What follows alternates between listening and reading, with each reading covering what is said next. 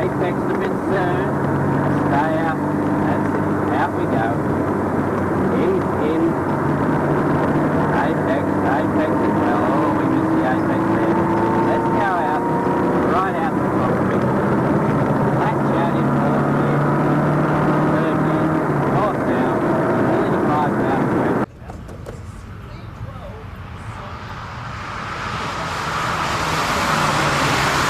Well, welcome to another episode of repairs to this Triumph 2500 Mark 1. And what's on the agenda for today? Well, I've got a gearbox here that came out of the car. It jumps out of third gear and it doesn't like going into second gear until it's warmed up. But the overdrive works. Now, many months ago I had a spare gearbox rebuilt, but no overdrive. So the overdrive's going to come off of this gearbox and go on to the repaired one. So that's the agenda. So let's get on with it. Alright, first thing to do is get this top of the gearbox off. Just to get it out of my way.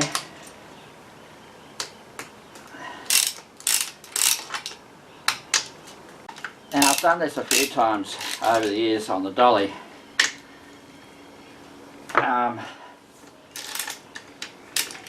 I did have trouble a little bit once with it, I don't know, something not lining up, but it was only like, you know, a bit of fiddling around and it eventually went on. That is, putting the overdrive back onto the gearbox. So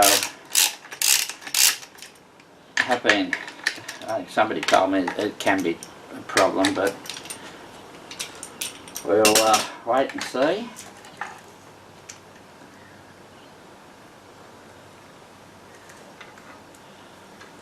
That's that off, out of the way. I can get this, I'll probably tip it up on its end and get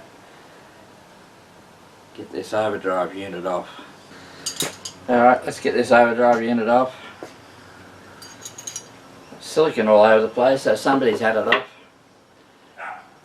And in all honesty, I can't say where this gearbox come from. This car has had a lot of motors, a lot of gearboxes. This is the first time this car's had a proper motor rebuild.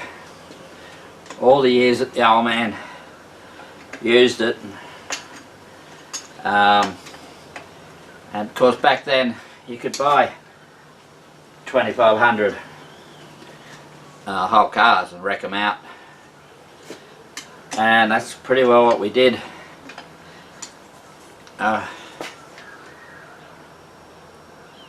Every time, you know, there was a motor problem, we'd either buy another car or find someone that was wrecking one and buy the motor.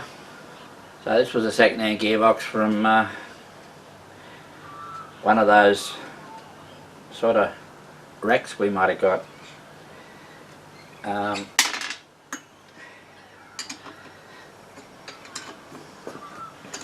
So yeah,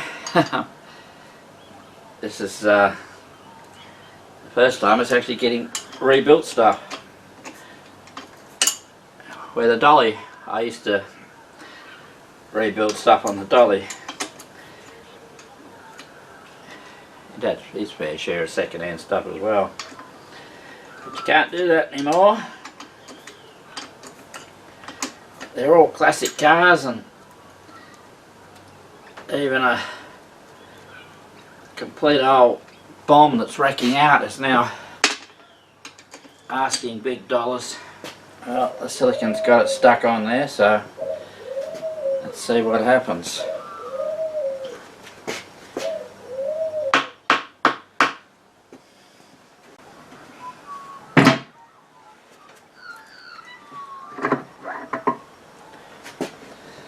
Well, that's the overdrive off.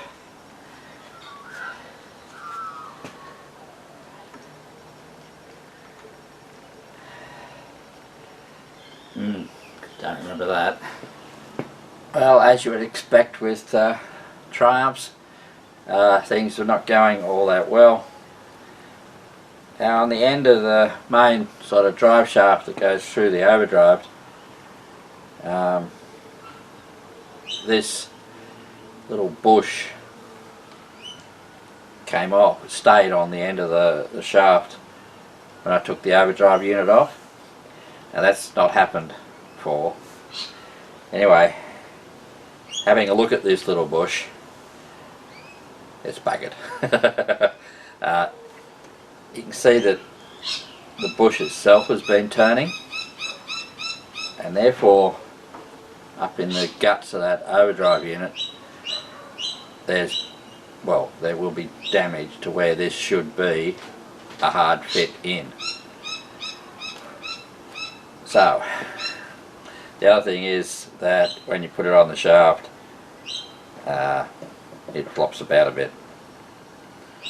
So what to do about this?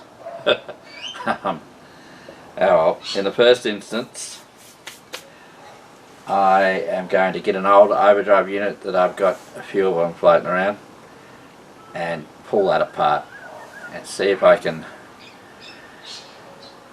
The overdrive units are not something I've had a lot to do with over the years. I've done this, take them on and off gearboxes, but for the most part they've been pretty reliable, and I've never had one rebuilt in all the 35 years of driving around the Dolomite, my father's car, for about 32, 33 years, and we've never had an overdrive rebuilt. It's not strictly speaking correct. I did have an overdrive rebuilt once, and from the time of having it rebuilt and getting it back, my plans changed, and the dolly had I think I put a second-hand gearbox in the dolly with an override drive on it that worked. And so this nice rebuilt overdrive unit on a gearbox ended up under the bench, and it sat under the bench for I think about 7 years.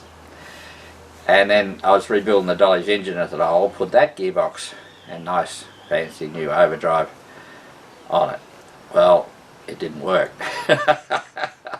Now this is something that I've done over the years, buying things well in advance and then not because I use them. It's very hard to take something back 7 years down the track and say, hey, this don't work. So I have had an overdrive rebuilt. It's just I've never used it in effect.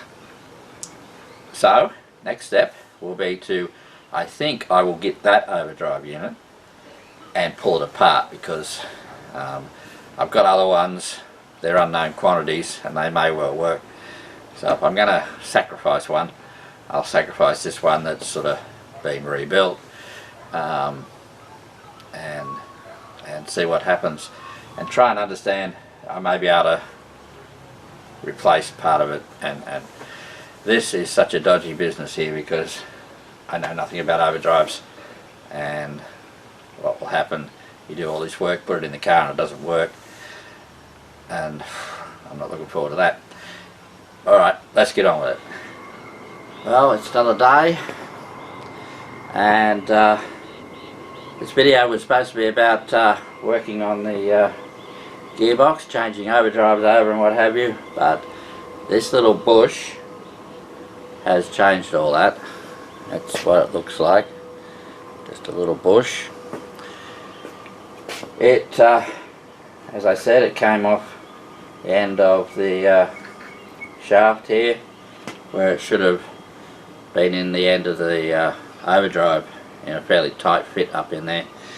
It's a loose fit now, you can push it in and pull it out with your finger sort of thing. I've pulled the overdrive apart to have a look at what happens, and I've pulled another two older ones apart. One of those didn't have a bush in it at all, just like this. It must have came out when it was taken off the gearbox. The other one does have a bush in it because you can't get the bush out. You could change the whole sort of back end of the overdrive unit, the gear and the housing and what have you. But the one that came out like that, the aluminium housing came off very easily, so the bearing isn't a very tight fit. And when I was manipulating it to take it off, there was something flopping around inside, and it turned out to be the speedo drive. I can't see what holds that speedo drive in place. So I've ordered a new one of these.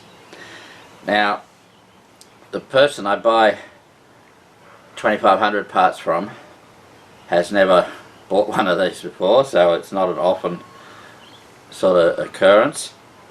So he doesn't know how he's going to go getting one, but he'll get back to me. If I can get a new one, I will put it in my original component. But if this has been spinning, like instead of going around, the shaft going around and it not, this has been going around with the shaft. It has made it a loose wear in there. Now if a new one isn't going to go in there in a tight fit, I'll have to use the other overdrive, part of the other overdrive that doesn't have a bush in it at the moment. But when you try and put this one in, it is a tighter fit. So I'll put a new one in that one and put that onto this overdrive, if that all makes any sort of sense. So at the end of the day, we'll put the gearbox aside and move on and have a look at the head. So let's get on with that. Well, here we have the head. Gonna have to clean it up with a wire brush first, get it all clean before I take the valves out to see what the valve guides are like. This may turn into a similar thing to the gearbox. If the valve guides are dodgy, I'll have to take it to the engine guy to have the valve guides done. And if you change the valve guides, at the moment all I'm planning to do is get the suction cup thing and a bit of grinding paste and reseat the valves. If the valve guides have to be replaced, I'm pretty sure then you need to get the valve guides reseat. I'm not going down the hardened bloody seat thingy. I think you can only do one valve in these things, so it's been alright all these years, so we'll leave it alone. So let's get on with it.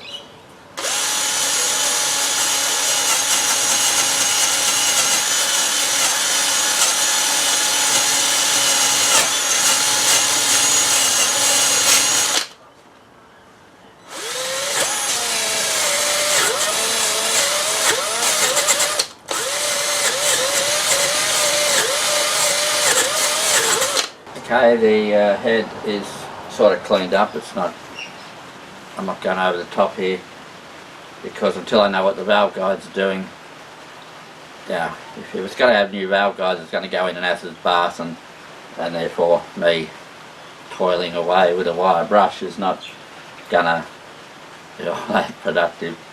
So I've got it clean enough so that I'm happy to pull the valves out and see what the valve guides are like, and we'll go from there. Well, after a great deal of struggle trying to get a valve out, anyway, I couldn't get one of them out, but the other one came out. And I really only probably need to do this with one because that's rattling around in there very badly. So I don't really need to get the rest out because the engine guy can do it. He's probably got better equipment than me to muck around with these valves. But that That is wobbling. Oh, that's really well worn.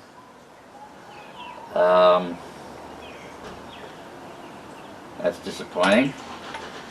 This budget rebuild is nowhere near a budget rebuild.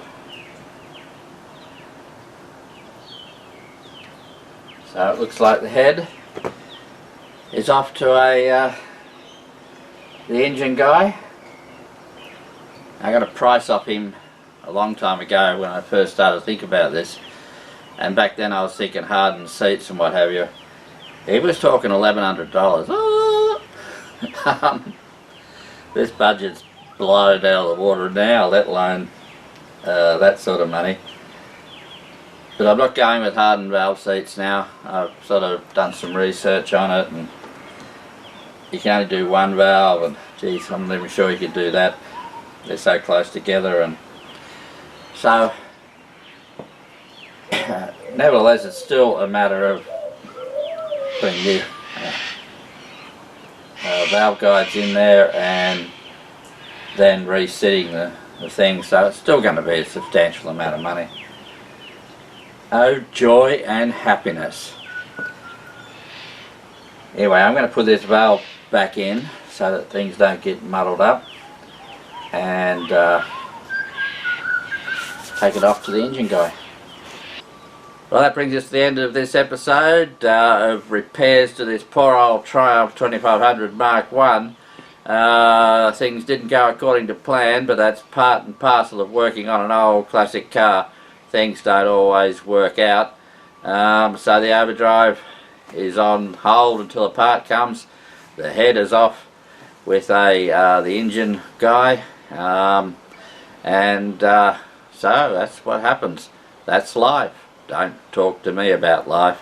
At any rate, tune in, same duck time, same duck channel, for more mechanical mayhem on this poor old Triumph. When you'll see me stripping the carbies down, cleaning up the manifold, and getting the whole induction side of things all ready to go back on the engine whenever that might turn out to be. So, bye for now.